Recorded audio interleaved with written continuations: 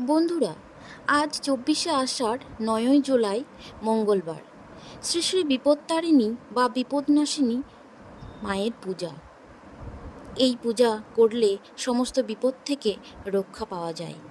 তাই সবাই এই ব্রতকথা একটিবার হলেও পালন করুন।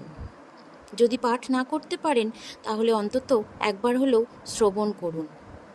মার্কেন্ডেয় মুনি বিরচিত বিপত্তারিণী ব্রতকথায় লিখিত আছে যে আষাঢ়স্য শীতে পক্ষে দ্বিতীয়া পরং মুনে পূর্বং দশমস্তন্নধে শনি ভৌম দিনে তথা।